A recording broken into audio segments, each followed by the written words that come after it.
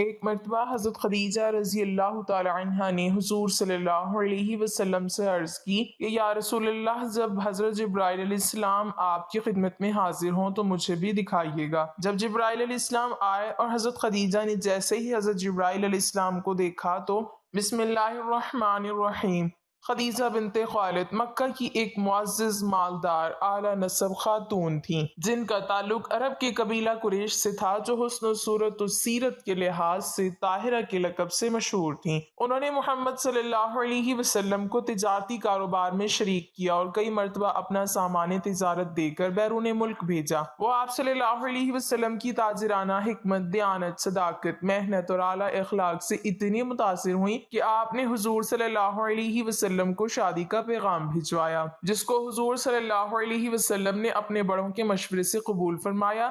اس وقت ان کی عمر 40 سال تھی، جبکہ حضور صلی اللہ علیہ وسلم صرف 25 سال کے تھے۔ خدیجہ نے سب سے پہلے اسلام قبول کیا اور پہلی ام المومنین ہونے کی سعادت حاصل کی، اور 25 سال نبی اکرم صلی اللہ علیہ وسلم کی اکلوتی زوجہ اور غمگسار شدید ترین مشکلات میں ساتھی تھیں۔ بقیہ تمام ازواج النبی ان کی وفات کے بعد زوجہ بنی۔ نبی صلی اللہ علیہ وسلم کی ساری اولاد خدیجہ سے پیدا ہوئی، اور صرف ابراہیم جو ماریہ قبطیہ سے تھے، جو سکندریہ کے بادشاہ اور قبطیوں کے بڑے سردار کی طرف سے نبی صلی اللہ علیہ وسلم کو بطور ہدیہ پیش کی گئی تھی۔ خدیجہ نے 10 نبی کو انتقال فرمایا۔ نکاح کے 15 برس کے بعد جب محمد صلی اللہ علیہ وسلم پیغمبر ہوئے اور فرائض نبوت کو ادا کرنا چاہا تو سب سے پہلے خدیجہ کو یہ پیغام سنایا۔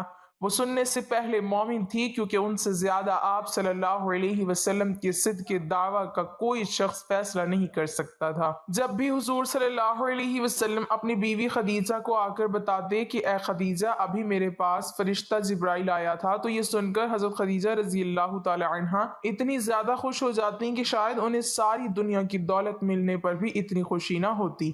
آخر حضرت خدیجہ رضی اللہ تعالی عنہ کی اسی خوشی پر قربانیوں کو دیکھتے ہوئے اللہ تعالیٰ نے ایک دن فرشتے جبرائیل سے کہا کہ اے جبرائیل، جاؤ اور آج میری طرف سے خدیجہ کو سلام کہہ دینا۔ تو حضرت جبرائیل علیہ السلام جلدی سے زمین پر تشریف لائے اور حضور صلی اللہ علیہ وسلم کے سامنے کھڑے ہو کر کہنے لگے کہ اے اللہ کے رسول، ابھی تھوڑی دیر بعد آپ کی بیوی خدیجہ ایک برتن میں کچھ کھانے کی چیزیں لے کر آئیں گی، تو جب وہ آپ کے پاس آئے تو ان سے کہہ دینا کہ اے خدیجہ، اللہ تعالیٰ نے آپ کو سلام بھیجا ہے، اور اے اللہ کے رسول، اس پاکیزہ ہستی خدیجہ کو میرا بھی سلام کہہ دینا۔ پھر جب تھوڑی دیر بعد حضرت خدیجہ رضی اللہ تعالی عنہا حضور صلی اللہ علیہ وسلم کے لیے کھانا لے کر آئیں تو آپ نے کہا اے خدیجہ، یہ میرے سامنے جبرائیل کھڑے ہیں اور کہہ رہے ہیں کہ اللہ نے خدیجہ کو سلام بھیجا ہے، اور اے خدیجہ، یہ جبرائیل بھی تمہیں سلام کہہ رہے ہیں۔ یہ سنتے ہی حضرت خدیجہ رضی اللہ تعالی عنہا کی آنکھوں میں آنسو بھر آئے اور جذبات محبت میں کہنے لگی کہ میرا اللہ بہت سلامتی والا ہے اور اسی کی طرف سے لوگوں کو سلامتی ملتی ہے، اور اے اللہ کے رسول، جبرائیل پر بھی میرا سلام ہو۔ اس واقعے کو ابھی کچھ ہی وقت گزرا تھا کہ اچانک حضور صلی اللہ علیہ وسلم کے پاس حضرت جبرائیل علیہ السلام کا آنا بالکل بند ہو گیا۔ پورا ایک ہفتہ گزر گیا لیکن حضرت جبرائیل علیہ السلام نہ آئے۔ جب وحی میں اتنا زیادہ وقفہ ہوا تو حضور صلی اللہ علیہ وسلم بہت زیادہ پریشان رہنے لگے، اور ہر وقت دل میں یہ سوچ گزرتی کہ کہیں میرا اللہ مجھ سے ناراض تو نہیں ہو گیا کہ اسی لیے اس نے جبرائیل کو میرے پاس آنے سے روک دیا ہے۔ یہ غم حضور صلی اللہ علیہ وسلم کے دل و دماغ پر ایسا سوار رہتا کہ ہر وقت آنکھوں میں آنسو بھرے رہتے۔ آخر ایک دن حضور صلی اللہ علیہ وسلم اتنا زیادہ پریشان ہو گئے کہ ایک پہاڑ پر چڑھ گئے، اور قریب تھا کہ حضور صلی اللہ علیہ وسلم خود کو اس پہاڑ سے نیچے گرا کر ختم کر لیتے، لیکن اسی وقت اچانک آسمان کی طرف سے ایک آواز آنے لگی کہ اے محمد، آپ اللہ کے سچے رسول ہیں، اور آپ پریشان مت ہوئیے، کیونکہ آپ کے اللہ نے آپ کو کبھی نہیں چھوڑا اور نہ ہی وہ آپ سے ناراض ہوا ہے۔ اس وقت حضور صلی اللہ علیہ وسلم کی پریشانی کو دیکھتے ہوئے آپ صلی اللہ علیہ وسلم پر سورۃ الضحیٰ نازل ہوئی کہ جس میں اللہ نے کہا کہ اے میرے پیارے رسول،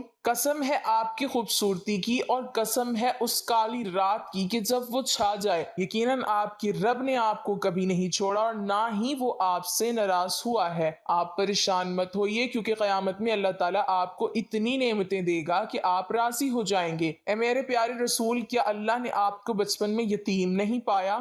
تو اسی نے تو آپ کو اچھی جگہ پناہ دی، اور کیا اللہ نے آپ کو انجان نہیں پایا؟ تو اسی نے تو آپ کو صحیح راستہ دکھایا، اور کیا اللہ نے آپ کو تنگ دست نہیں پایا؟ تو اسی نے تو آپ کو بے نیاز کیا۔ تو اب آپ کا کام یہ ہے کہ آپ کسی یتیم کو بھی نہ جھڑکیں اور کسی مانگنے والے کو کبھی نہ بھگائیں، اور جہاں تک ہو سکے اپنے رب کی نعمتوں کو بیان کرتے رہیں۔ ناظرین، یہ پوری صورت حضور صلی اللہ علیہ وسلم کے اوپر اس وقت نازل ہوئی کہ جب آپ مکہ کے ایک اونچے پہاڑ پر چڑھ کر خود کو نیچے گرا دینا چاہتے تھے۔ یہ واقعہ سیرت کی ہر کتاب میں لکھا ہوا ہے، اور پھر جب آپ صلی اللہ علیہ وسلم پر یہ وحی نازل ہوئی تو آپ کو اتنا زیادہ سکون ملا کہ آپ خوشی خوشی گھر واپس آئے اور اپنی بیوی خدیجہ سے ساری داستان سنائی، اور وہ قرآن کی آیتیں بھی پڑھ کر سنائی۔ تو حضرت خدیجہ رضی اللہ تعالی عنہا بھی بہت زیادہ خوش ہوئیں۔ حضرت خدیجہ نے صرف نبوت کی تصدیق ہی نہیں کی بلکہ آغاز اسلام میں محمد صلی اللہ علیہ وسلم کی سب سے بڑی معین و مددگار ثابت ہوئیں۔ محمد صلی اللہ علیہ وسلم کو جو چند سال تک کفار مکہ اذیت دیتے ہوئے ہچکچاتے تھے، اس میں بڑی حد تک حضرت خدیجہ کا اثر کام کرتا رہا تھا۔ اوپر گزر چکا ہے کہ آغاز نبوت میں جب حضرت محمد صلی اللہ علیہ وسلم کی زبان سے یہ الفاظ نکلے کہ مجھ کو ڈر ہے، تو انہوں نے کہا آپ متردد نہ ہو، خدا آپ کا ساتھ نہ چھوڑے گا۔ دعوت اسلام کے سلسلے میں جب مشرکین نے آپ کو طرح طرح کی اذیتیں پہنچائیں تو حضرت خدیجہ نے آپ کو تسلی اور تشفیع دی۔ سرزمین عرب کی سب سے امیر اور باوقار خاتون آرام فرما رہی تھیں۔ خواب میں ایک روح پرور نظارہ دیکھتی ہیں کہ آسمان سے آفتاب ان کے گھر کے آنگن میں اتر آیا ہے، اس کے نور سے گھر روشن ہے۔ روشنی اور نور اتنا زیادہ ہوتا ہے کہ مکہ مکرمہ کا کوئی گھر ایسا نہ تھا جو اس نور کی روشنی سے روشن نہ ہوا ہو۔ اس خوبصورت خواب سے جب وہ بیدار ہوتی ہیں تو خوشگوار حیرت میں مبتلا ہوتی ہیں کہ بہت اچھا اور عجیب و غریب خواب تھا۔ انہوں نے اپنے طور پر اس خواب کی تعبیر نکالنے کی بہت کوشش کی، مگر وہ کوئی بھی نتیجہ نہ نکال سکی۔ پھر انہیں اپنے چچا زاد بھائی ورقہ بن نوفل کا خیال آیا جو اس دور کا مشہور عالم تھا۔ اپنے خواب کی تعبیر کے سلسلے میں آپ اپنے اس چچا زاد عالم فاضل شخص کے پاس گئیں، اپنا خواب سنایا۔ ورقہ بن نوفل نے توجہ سے خواب سنا تو اس کا چہرہ خوشی سے روشن ہو گیا۔ وہ بولا یہ بہت ہی مبارک خواب ہے، اور کہا تم نبی آخر الزمان سے شادی کرو گی۔ معزز خاتون کو بالکل یقین نہ آیا کہ کیا آخری نبی مجھے اپنی زوجیت میں لے لیں گے۔ انہوں نے پوچھا ان کا ظہور کب ہوگا؟ تو ورقہ بولا آسمانی کتب کے مطابق آخری نبی کے ظہور کا زمانہ یہی ہے۔ خواب کی تعبیر سن کے آپ واپس آ گئیں۔ خواب کی تعبیر سن کر آپ کے اندر خوشی و انبساط کی لہریں اٹھ رہی تھیں، کیونکہ وہ اتنی بڑی سعادت کا تصور بھی نہیں کر سکتی تھیں۔ کائنات کی اس عظیم خاتون کا نام حضرت خدیجہ بنت خویلد رضی اللہ تعالی عنہا تھا، جو سرزمین عرب کی عرب پتی خاتون تھیں۔ آپ حسین و جمیل اعلیٰ نسب سرزمین عرب کی بہت بڑی رئیسہ تھیں۔ قریش کے اکابرین و اشراف آپ کو کئی بار نکاح کی درخواست کر چکے تھے، لیکن آپ ہر بار انکار کر دیتی۔ آپ کی ولادت 15 سال قبل عام الفیل قبیلہ بنو اسد میں ہوئی، جو قریش کی ایک نہایت معزز شاخ تھی۔ ان کے والد خالد بن اسد عرب کے امیر ترین انسانوں میں سے ایک تھے۔ انہی دنوں میں جنگ حرب الفجار شروع ہوئی۔ اس جنگ میں حضرت خدیجہ رضی اللہ تعالی عنہ کے والد شریک ہوئے اور داعی اجل کو لبیک کہا اور جہاں سے رخصت ہو گئے۔ خاندانی پیشہ تجارت تھا۔ باپ کے مرنے کے بعد حضرت خدیجہ رضی اللہ تعالی عنہ نے کاروبار میں دلچسپی لینی شروع کر دی۔ ان دنوں حضرت محمد بن عبداللہ صلی اللہ علیہ وسلم کے پاکیزہ اخلاق کی گواہی مکہ کی ہر گلی و کوچہ دے رہا تھا۔ آپ صلی اللہ علیہ وسلم کو امین کے لقب سے پکارا جاتا۔ حضرت خدیجہ کی عقیدت نواز نگاہیں بھی کسی ایسے ہی اعلیٰ فرد مقدس کی جستجو میں تھی۔ بسط ادب سامان تجارت ملک شام لے جانے کے لیے درخواست کی۔ آپ صلی اللہ علیہ وسلم کے چچا ابو طالب کے ذریعے معاملہ طے پایا گیا۔ حضرت خدیجہ رضی اللہ تعالی عنہ کا غلام میسرہ ساتھ بھیجا۔ اس تجارت سے پہلے کی نسبت 2 گنا منافع ہوا۔ واپسی پر غلام میسرہ کے کہنے پر نبی کریم صلی اللہ علیہ وسلم حضرت خدیجہ کو ملنے گئے تاکہ نفع کے بارے میں بتا سکیں۔ ظہر کا وقت تھا۔ حضرت خدیجہ رضی اللہ تعالی عنہ دوسری عورتوں کے ہمراہ بالا خانے میں بیٹھی تھیں۔ دیکھا کہ حضرت محمد بن عبداللہ صلی اللہ علیہ وسلم اپنے اونٹ پر تشریف لا رہے ہیں اور 2 فرشتے ادھر ادھر سایہ کیے ہوئے ہیں۔ یہ مسحور کن منظر دیکھ کر حضرت خدیجہ رضی اللہ تعالی عنہ حیران رہ گئیں۔ آپ کے ساتھ ہی عورتیں بھی حیران تھیں کہ اس چلچلاتی دھوپ میں سوائے آپ صلی اللہ علیہ وسلم کے اوپر سایہ کے اور کہیں نہیں تھا۔ جب آپ صلی اللہ علیہ وسلم آئے تو حضرت خدیجہ رضی اللہ تعالی عنہ نے دروازے پر استقبال کیا اور خوش آمدید کہا تو نبی کریم صلی اللہ علیہ وسلم نے سفر شام اور تجارتی منافع سے متعلق گفتگو کی۔ حضرت خدیجہ رضی اللہ تعالی عنہ آپ صلی اللہ علیہ وسلم کی ایمانداری اور اخلاق سے بہت متاثر ہوئیں اور طے شدہ منافع سے دگنا منافع آپ صلی اللہ علیہ وسلم کو پیش کیا۔ جب میں اسرا آیا تو حضرت خدیجہ رضی اللہ تعالی عنہ نے بڑی حیرانگی سے کہا کہ محمد بن عبداللہ صلی اللہ علیہ وسلم کے اوپر سایہ تھا، تو وہ بولا کہ میں نے شام کے سفر میں بہت کچھ دیکھا اور سنا۔ جب بھی ہمارا قافلہ چلتا اور دھوپ تیز ہوتی تو دو فرشتے آپ صلی اللہ علیہ وسلم پر سایہ کرتے تھے۔ میں اسرا نے دوران سفر بہت سارے روح پر واقعات کا ذکر کیا تو حضرت خدیجہ رضی اللہ تعالی عنہ کو اپنا وہ خواب یاد آ گیا اور سوچنے لگی کیا محمد بن عبداللہ صلی اللہ علیہ وسلم نبی آخر الزمان ہے۔ پھر حضرت خدیجہ رضی اللہ تعالی عنہ نے اپنی سہیلی نفیسہ کے ذریعے آپ صلی اللہ علیہ وسلم کو شادی کا پیغام بھیجا اور پھر آپ صلی اللہ علیہ وسلم کی ایما کر اکابرین خاندان کی موجودگی میں آپ صلی اللہ علیہ وسلم سے نکاح ہو گیا اور اپنا سارا مال نبی کریم صلی اللہ علیہ وسلم کے قدموں میں ڈال دیا کہ آپ صلی اللہ علیہ وسلم جس طرح چاہیں استعمال فرمائیں۔ حضرت خدیجہ رضی اللہ تعالی عنہ کے پاس بے شمار باندیاں اور غلام تھے، لیکن آپ صلی اللہ علیہ وسلم کی محبت نے یہ گوارا نہ کیا کہ کوئی اور آپ صلی اللہ علیہ وسلم کی خدمت کرے۔ اس سعادت کو وہ خود سمیٹنا چاہتی تھیں۔ آپ صلی اللہ علیہ وسلم کا سارا کام وہ خود کرتی۔ امارت کا مزاج دوسروں سے خدمت و ادب کروانا اور دوسروں سے ایثار و قربانی طلب کرنا، لیکن جب کسی سے دلی محبت ہو جائے تو معاملہ الٹ ہو جاتا ہے۔ اور جب حضور نبی کریم صلی اللہ علیہ وسلم نے نزول وحی کے بارے میں اپنی محبوب زوجہ محترمہ کو بتایا تو انہوں نے کہا بے شک آپ صلی اللہ علیہ وسلم سچ کہتے ہیں، اور جب اعلان نبوت فرمایا تو آپ فوراً ایمان لے آئیں۔ ایک مرتبہ حضرت خدیجہ الکبریٰ رضی اللہ تعالی عنہ نبی کریم صلی اللہ علیہ وسلم سے عرض گزار ہوئیں، یا رسول اللہ صلی اللہ علیہ وسلم جب حضرت جبرائیل علیہ السلام آپ کی خدمت میں حاضر ہوں تو مجھے بھی دکھائیے گا۔ چنانچہ جب حضرت جبرائیل علیہ السلام آئے، حضور اکرم صلی اللہ علیہ وسلم نے فرمایا خدیجہ ادھر آؤ اور میری دائیں ران کے قریب بیٹھ کر دیکھ لیجئے۔ چنانچہ انہوں نے ایسا ہی کیا۔ آپ نے دریافت کیا تم جبرائیل علیہ السلام کو دیکھ رہی ہو؟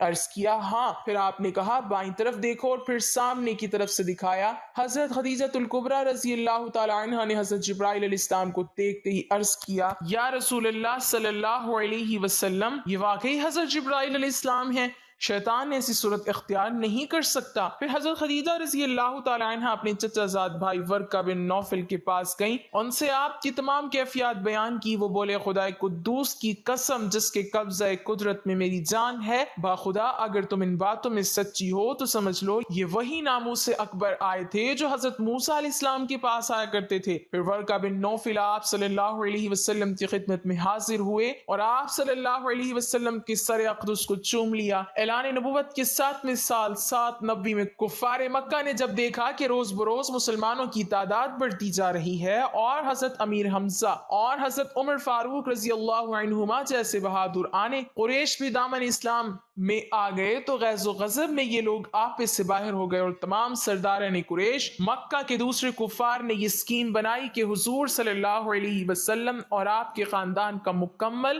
بائیکاٹ کر دیا جائے اور ان لوگوں کو کسی تنگ و تاریخ جگہ میں محصور کر کے ان کا دانا پانی بند کر دیا جائے تاکہ یہ لوگ مکمل طور پر تباہ و برباد ہو جائیں۔ چنانچہ اس خوفناک تجویز کے مطابق تمام قبائل قریش نے آپس میں یہ معاہدہ کیا کہ جب تک بنی ہاشم کے خاندان والے حضور صلی اللہ علیہ وسلم کو معاذ اللہ قتل کے لیے ہمارے حوالے نہ کر دیں، کوئی شخص بنو ہاشم کے خاندان سے شادی بیاہ نہ کرے، کوئی شخص ان لوگوں کے ہاتھ کسی قسم کے سامان کی خرید و فروخت نہ کرے، کوئی شخص ان لوگوں سے میل جول سلام و کلام اور ملاقات اور بات نہ کرے، کوئی شخص ان لوگوں کے پاس کھانے پینے کا کوئی سامان نہ جانے دے۔ منصور بن اکرمہ نے اس معاہدے کو لکھا اور تمام سرداران قریش نے اس پر دستخط کر کے اس دستاویز کو کعبہ کے اندر آویزاں کر دیا۔ ابو طالب مجبوراً حضور اقدس صلی اللہ علیہ وسلم اور دوسرے تمام خاندان والوں کو لے کر پہاڑ کی اس گھاٹی میں جس کا نام شعیب ابی طالب تھا پناہ گزین ہوئے۔ ابو لہب کے سوا خاندان بنو ہاشم کے کافروں نے بھی خاندانی حمیت و پاسداری کی بنا پر اس معاملے میں حضور صلی اللہ علیہ وسلم کا ساتھ دیا، اور سب کے سب پہاڑ کے اس تنگ و تاریخ درے میں محصور رہ کر قیدیوں کی زندگی بسر کرنے لگے۔ اور یہ 3 برس کا زمانہ اتنا سخت اور کٹھن گزرا کہ بنو ہاشم درختوں کے پتے اور سوکھے چمڑے پکا پکا کر کھاتے تھے، اور ان کے بچے بھوک پیاس کی شدت سے تڑپ تڑپ کر دن رات رویا کرتے تھے۔ سنگ دل اور ظالم کافروں نے ہر طرف پہرا بٹھا رکھا تھا کہ کہیں سے بھی گھاٹی کے اندر دانا پانی نہ جانے پائے۔ یہاں محصوری کے عرصہ میں حضرت خدیجہ الکبریٰ رضی اللہ تعالی عنہا کی صحت بہت متاثر ہوئی، کیونکہ آپ نے ساری عمر آرام و راحت میں ملکہ کی طرح گزاری تھی۔ یہاں کی مشکلات نازک جسم برداشت نہ کر سکا، شدید بیمار پڑ گئیں۔ ہمارے آقا صلی اللہ علیہ وسلم نے علاج دل جوئی میں کوئی کسر نہ اٹھا رکھی، مگر وقت معین آ گیا تھا۔ رمضان المبارک 10 نوی میں آپ صلی اللہ علیہ وسلم کی محبوب زوجہ محترمہ نے اس دنیا سے منہ موڑ لیا اور اپنے رحیم و کریم شوہر اور امام الانبیاء صلی اللہ علیہ وسلم کے سامنے دم توڑ دیا۔ اس وقت حضرت خدیجہ الکبریٰ رضی اللہ تعالی عنہا کی عمر 65 سال تھی۔ حضور صلی اللہ علیہ وسلم نے اس سال کو عام الحزن یعنی غم کا سال قرار دیا۔ نبی کریم صلی اللہ علیہ وسلم اپنی محبوب بیوی کو قبر مبارک میں اتارنے کے لیے خود قبر میں اترے اور اپنے ہاتھوں سے اپنی غمگسار اور محبوب بیوی کو سپرد خاک کیا۔ اللہ تعالی ہمیں دین کی مکمل سمجھ نصیب فرمائے اور ہمارا خاتمہ ایمان پر فرمائے، آمین۔ ناظرین، کمنٹ باکس میں